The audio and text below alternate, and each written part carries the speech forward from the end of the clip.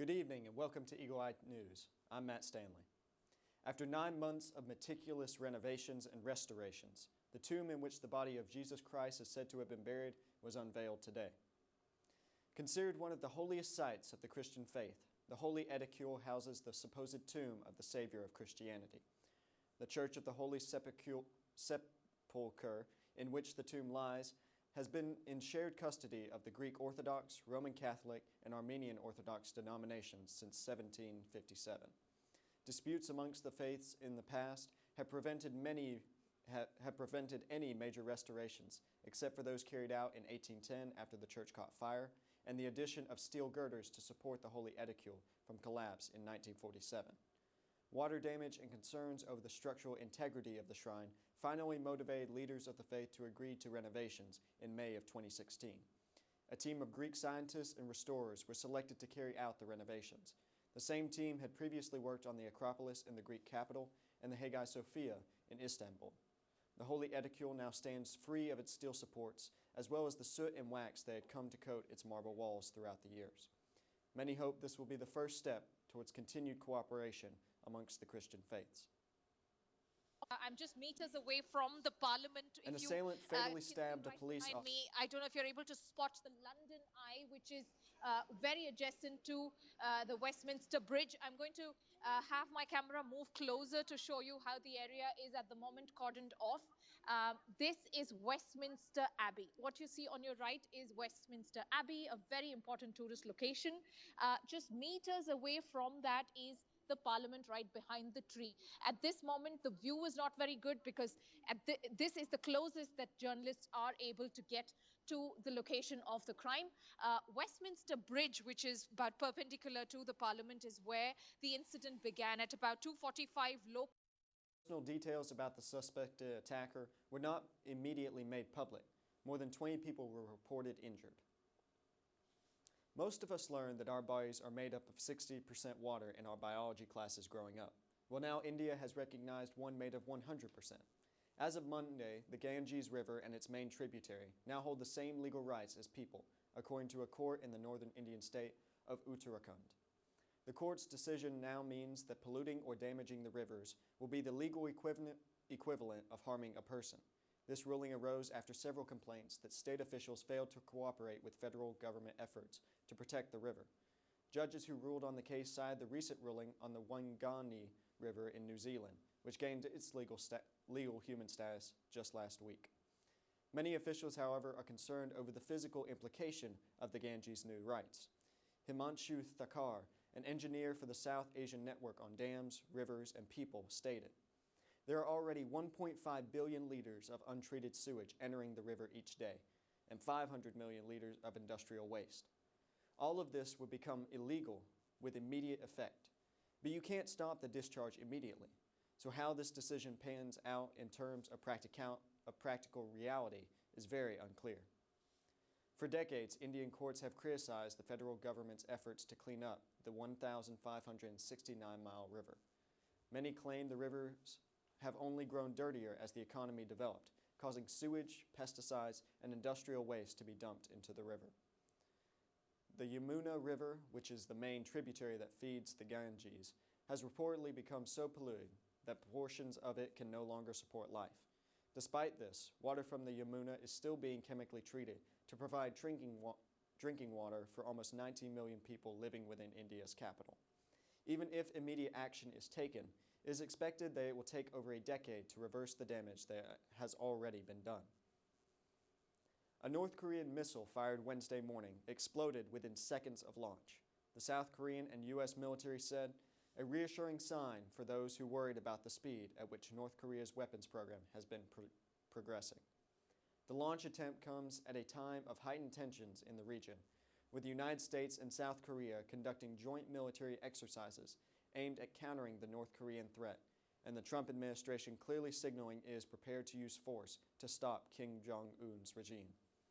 The missile was launched from North Korea's east coast about 7 a.m. local time Wednesday.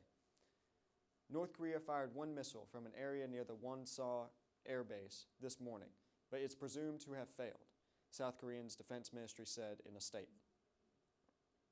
The Pentagon, concerned about the danger that small armed drones pose to U.S. troops, is moving forward with a project that looks beyond remote control aircraft used by the Islamic State to an even more complex problem, an aerial raid of autonomous suicide bombers.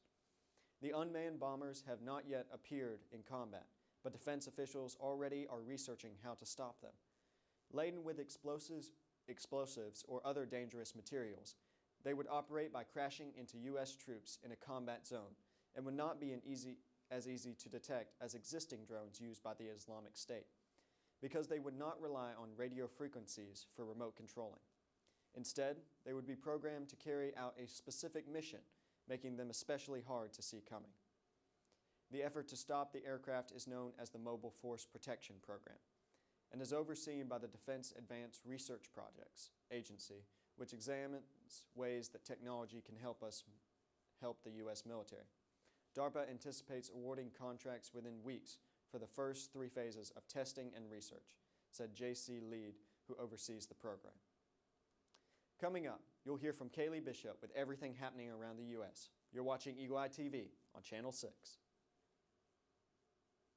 I hope that you've been able to learn a strong work ethic surrounded by character, integrity, perseverance, so that when your 1 second comes, you'll be prepared for it.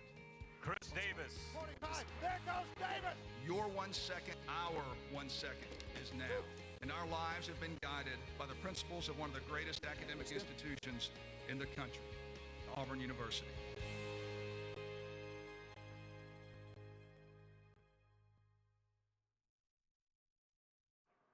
Hey guys, I'm Kaylee Bishop and this is U.S. News. In Cooleygoa, Tennessee, near Alabama border, 15-year-old Elizabeth Thomas and her 50-year-old teacher, Tad Cummins, have been missing since March 13th. Thomas disappeared after a friend dropped her off at a local restaurant, and the two are believed to be hiding in a rural area. The Thomas family told authorities that Elizabeth said she was going away for the day, but someone should call police if she wasn't home by that evening. The disappearance comes just weeks after Cummins was investigated for kissing the high school freshman in his classroom. After the alleged kiss, Thomas spent more time in Cummins' classroom, and the two became close friends, with him often counseling her and even taking her to church. The Tennessee Bureau of Investigation issued an Amber Alert for Elizabeth last Tuesday. Cummins has been added to Tennessee's most wanted list and charged with aggravated kidnapping and sexual misconduct with a minor.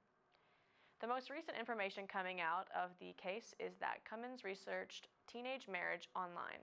Now, authorities and Thomas's family fear that the two may be married.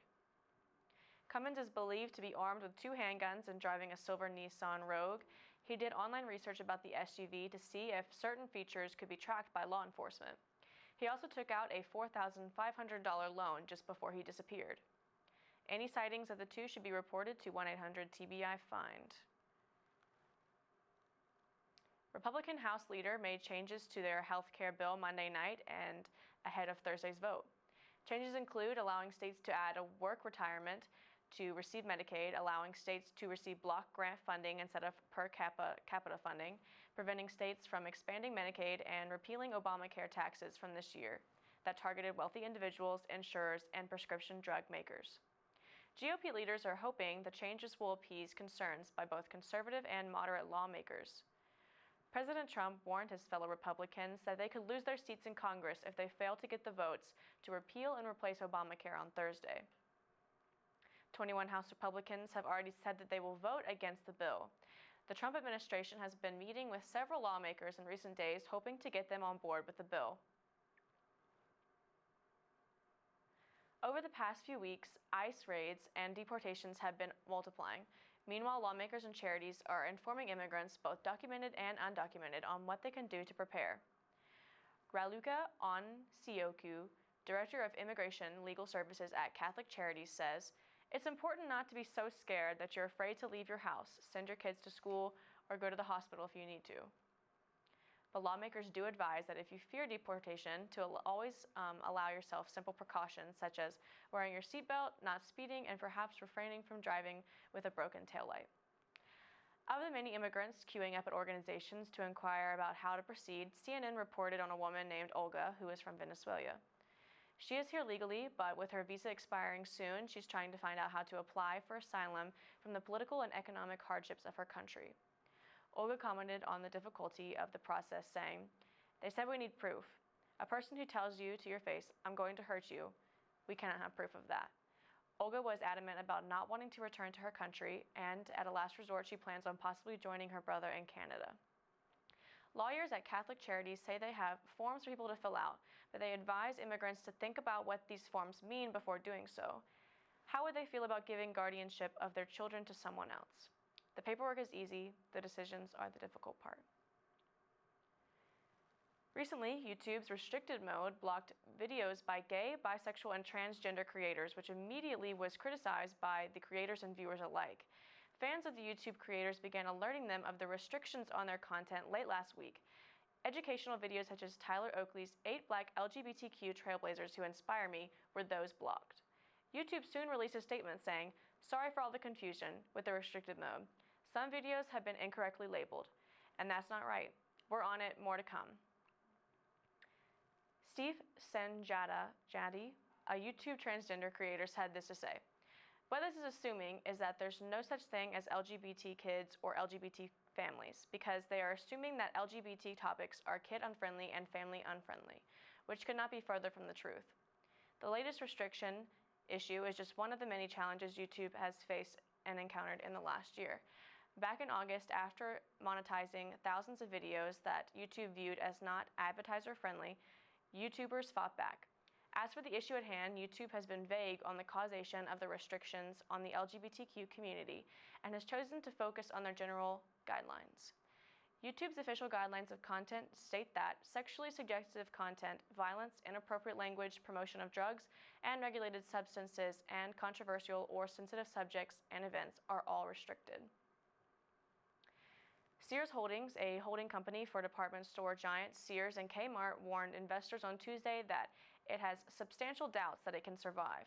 The company has faced years of losses and store closings after the merger in 2005 that joined the two department stores.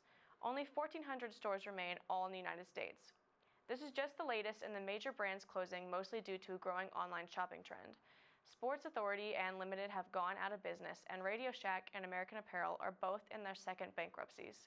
Macy's, JCPenney, and Staples recently announced widespread store closing plans. President Trump's Supreme Court nominee Neil Gorsuch is in the middle of a 4-day confirmation hearing that will conclude on Thursday before the Senate Judiciary Committee votes when they vote in early April. Gorsuch has faced tough questioning in the hearings, particularly about Trump. He went on record saying Tuesday he's disappointed with the president's attacks on U.S. District Judge James L. Robart, who blocked the initial travel ban.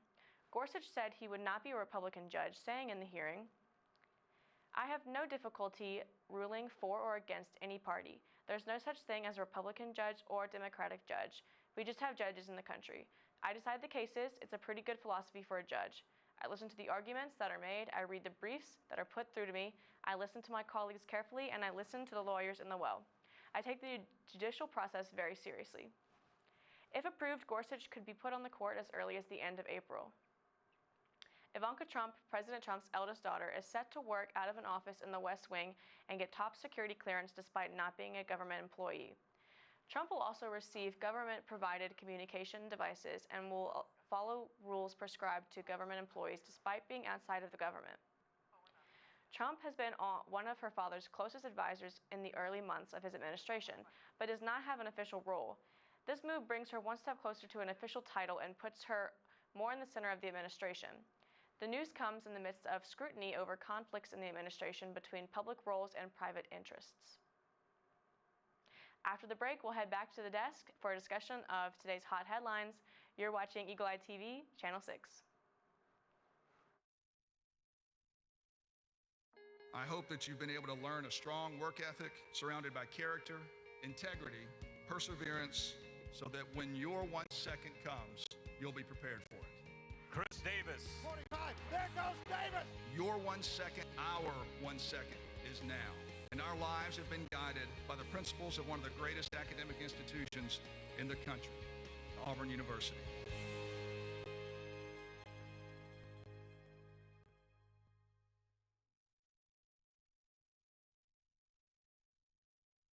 Sebastião, Brazil, were called to the rescue after a curious sloth found its way into a local youth hostel. The sloth was quickly rescued and returned to more familiar territory, but not before posing for a soon-to-be viral photo with his rescuers. The internet did what it does best and quickly went to work, making this graceful creature into the newest meme on the web. Wow, that is a beautiful photo.